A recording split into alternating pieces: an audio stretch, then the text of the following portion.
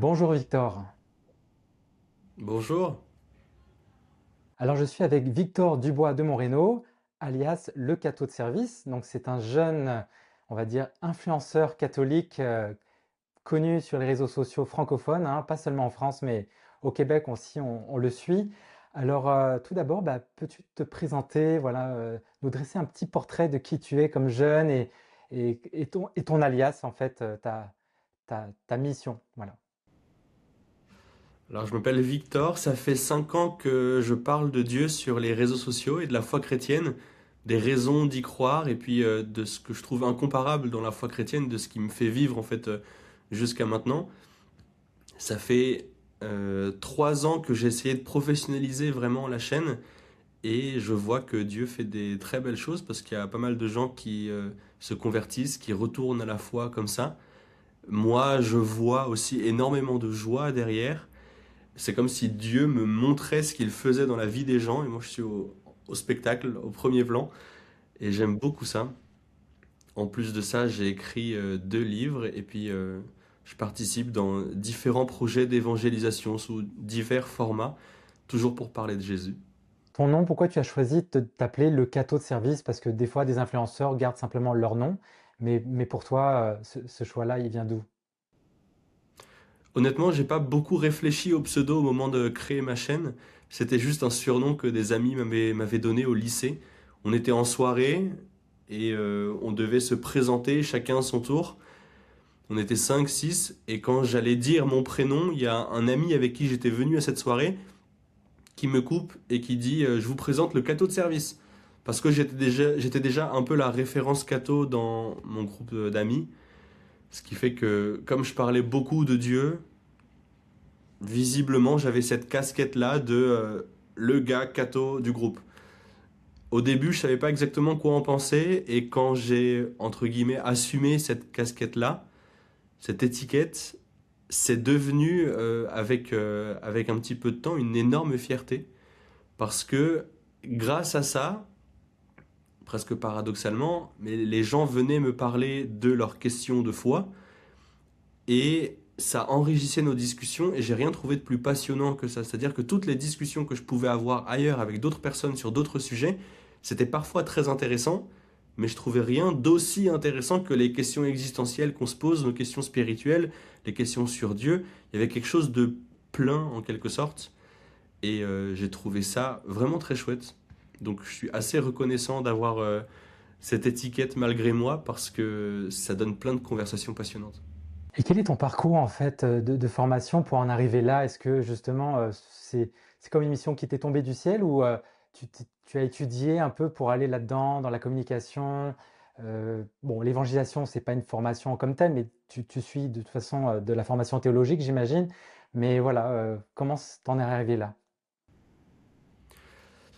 J'ai grandi dans une famille catholique pratiquante, donc la première formation spirituelle, c'est ma famille qui me l'a donnée, et puis la messe le dimanche, la confession une fois par mois, la prière tous les jours.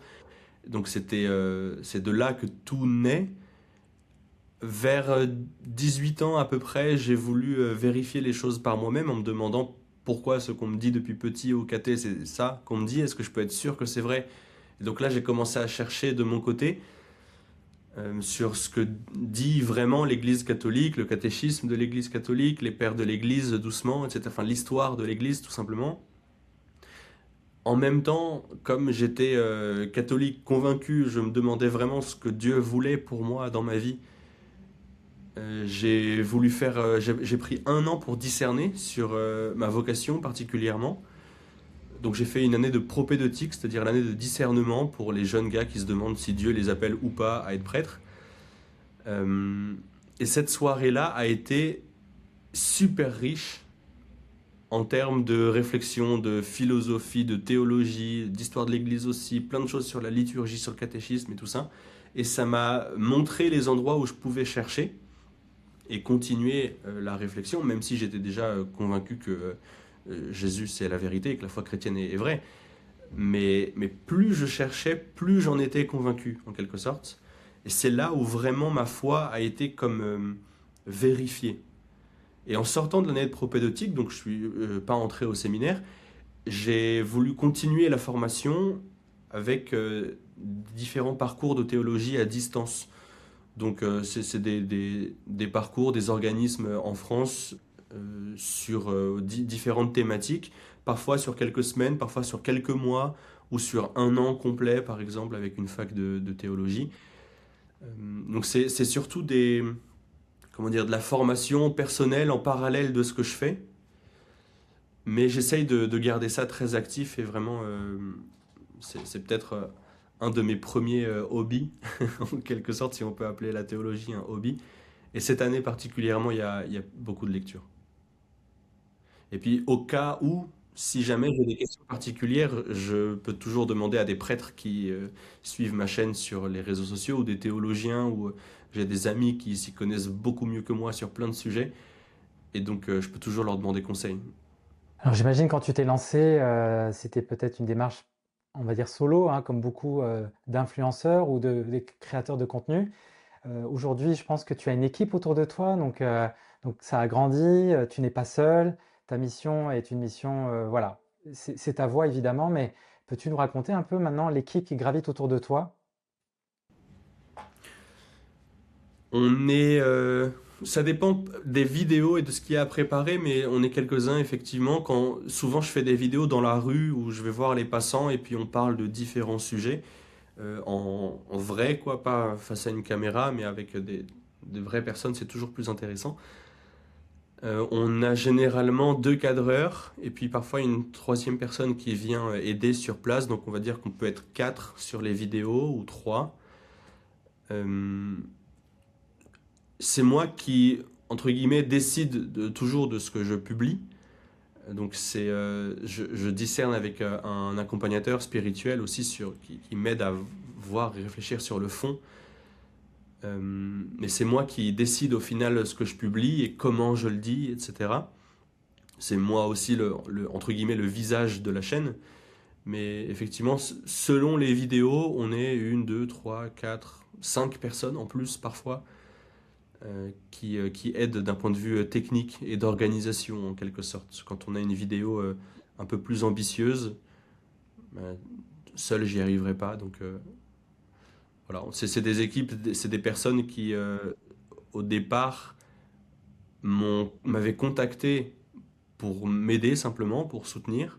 Après, c'est des gens que j'ai trouvés en quelque sorte, euh, des professionnels du montage, du cadrage, etc. À chaque fois, je suis émerveillé de comment Dieu pourvoit, en fait. Parce que tous les quelques mois, je confie ma chaîne à Dieu. Et je lui dis, bah, si tu veux que je continue, il faut que tu me donnes des gens pour me soutenir, pour m'aider. Sinon, j'y arriverai pas et je m'arrête. Et à chaque fois, il répond à la prière et puis il m'envoie des gens pour m'aider. Soit des rencontres providentielles, soit quelqu'un qui m'écrit simplement sur les réseaux sociaux pour me dire qu'il veut aider. Et puis, il y a des gens qui peuvent soutenir la chaîne aussi financièrement par des dons privés, par les vidéos, et c'est ce qui aide justement à rémunérer toutes ces personnes-là. Vraiment, je vois ça comme quelque chose de providentiel. C'est trop bien. C'est pas un métier comme les autres, évidemment. Est-ce que tu arrives à te projeter loin ou tu le vis comme à la providence, mais un peu au jour le jour, en fin de compte, sans penser dans 5 ans ce que tu vas devenir, ce que la chaîne va devenir? Comment tu vis ton avenir, en fait, avec cette réalité? J'ai beau imaginer des choses, mais si je vois maintenant à quoi ressemble la chaîne et ma vie par rapport à il y a 5 ans quand j'ai commencé, ça n'a rien à voir et je sais pas si j'aurais pu imaginer tout ça. Et donc j'ai beau avoir quelques idées, quelques envies, et puis aussi avoir confiance tout simplement en ce qui va arriver.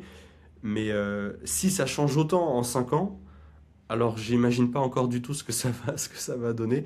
Je sais pas, dans tous les cas, je m'imagine pas ne pas parler de Dieu et de la foi chrétienne, parce que c'est ça qui me fait vivre, c'est l'essentiel de la vie et c'est aussi ce pourquoi on existe, quoi, être saint.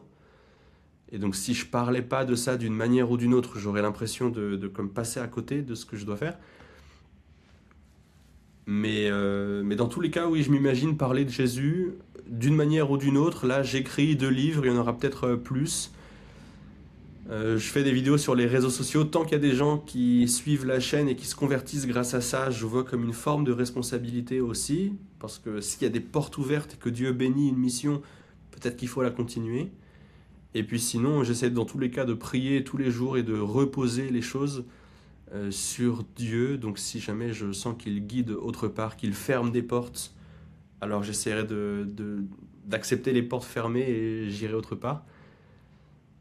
Donc je me fais vraiment pas de soucis. Et dans tous les cas, je parlerai de Jésus. Alors, tu as mentionné 2 livres et on va parler du dernier livre. Peux-tu nous dire, quel est son titre? Je sais qu'il est édité, aux éditions Première Partie, donc comme c'est un nouvel ouvrage qui sera disponible là, peux-tu nous en parler? C'est une liste de des raisons de croire qui m'ont le plus convaincu dans la foi chrétienne. C'est-à-dire rationnellement. Il y a beaucoup de gens autour de moi qui disent moi je suis cartésien, je crois pas en Dieu, ou je suis rationnel. Et c'est des choses que je pourrais dire aussi. Et justement, je crois qu'on a les arguments de la foi chrétienne. Enfin, l'Église le répète depuis 2000 ans, mais on l'écoute pas parce qu'on le regarde même pas. Et les pères de l'Église, les premiers chrétiens, démontraient la foi chrétienne.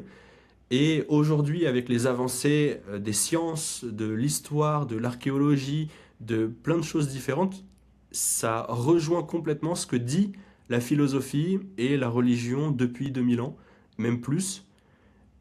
Personnellement, ça m'a convaincu, j'ai trouvé ça extraordinaire. Et je me suis dit qu'il fallait donner une liste des arguments, ce qui moi m'a été le plus utile dans la foi. Alors c'est ce que j'ai fait. Le titre s'appelle Un seul Dieu sans raison de croire. Donc ce livre particulièrement, c'est la première partie, disons, d'une plus longue réflexion. C'est sans raison de croire. Dans ce livre-là, il y en a une quarantaine à peu près sur Dieu et sur Jésus qui est Dieu. Donc on va dire les preuves de l'existence de Dieu en tant que principe général. Et ensuite, des preuves de la révélation de Dieu dans la foi chrétienne et la vérité de la foi chrétienne. Et il y aura une suite sur l'Église particulièrement et pourquoi être catholique et tout ce qu'il y a derrière. Donc voilà, c'est un troisième livre déjà en préparation, mais celui-là en tout cas, Un seul Dieu sans raison de croire, c'est sur Dieu Jésus. Les preuves qui personnellement m'ont convaincu ont réchauffé aussi toute ma vie spirituelle. Je vois aussi que ça a été pas mal utile à quelques personnes autour de moi. Et donc j'espère que ça le sera encore à beaucoup d'autres personnes. Bah, merci beaucoup, hein, Victor, pour ton témoignage, ton engagement, ton choix de vie qui est quand même risqué, mais comme tu mets Dieu à la première place, voilà, tu te laisses porter par lui pour tes projets et tu vois que justement, il y a des fruits, il y a de l'aide qui vient autour de toi, donc bravo. Et alors, j'invite nos téléspectateurs à se connecter à l'un des réseaux sociaux pour justement suivre le Cateau de service, hein, qui est le nom de tes pages, en fait, voilà, de ta chaîne YouTube. Donc voilà, vous pouvez aussi vous procurer le dernier livre de Victor aux éditions Première Partie. Merci beaucoup et bonne continuation. Merci.